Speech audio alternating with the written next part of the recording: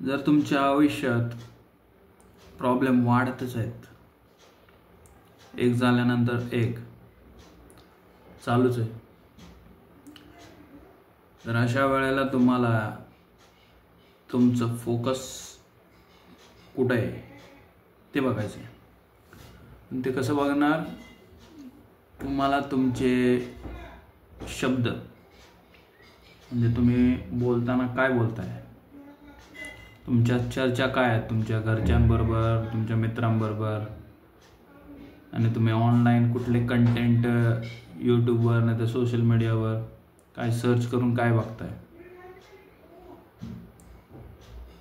Movies कुठले बघताय, गाणे कुठले ऐकताय, आणि तुमच्या डोक्यात विचार कुठले चालू आहेत, हे सगळं मॅटर करते की तुम्ही तेच सिच्युएशन, त्या टाईपचे सिच्युएशन अट्रॅक्ट करताय तुमच्या लाईफमध्ये. लॉ ऑफ अट्रॅक्शन जरा वेगळ्या टाईपने सांगतो मी.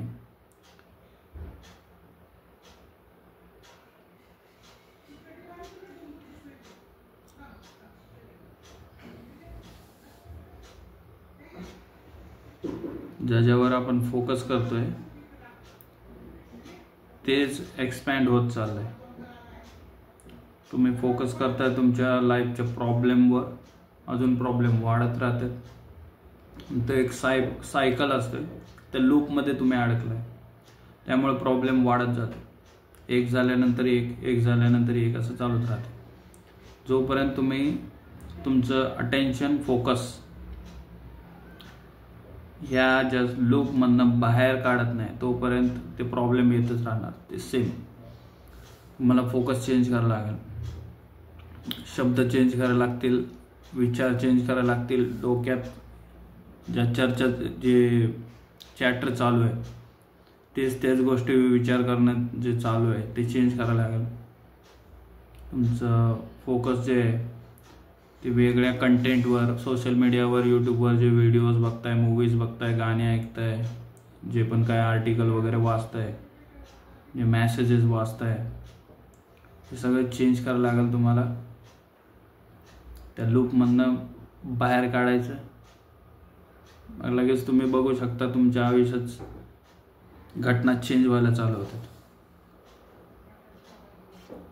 येस, ट्राय करून बघा. आता मी हे करतोय, मी भरपूर पुस्तकं वाचली, यूट्यूब बघितले, self help, spirituality, non duality, भरपूर फिलॉसॉफीज. पण हे जे आहे फोकस, अवेअरनेस, फोकस, अटेन्शन कुठल्या शब्दांवर देताय तुम्ही, तेच एक्सपॅन्ड होते तुमच्या लाईफमध्ये. एक मॅजिकल विषय आहे हा. ट्राय करून बघा. Change your focus and everything will change.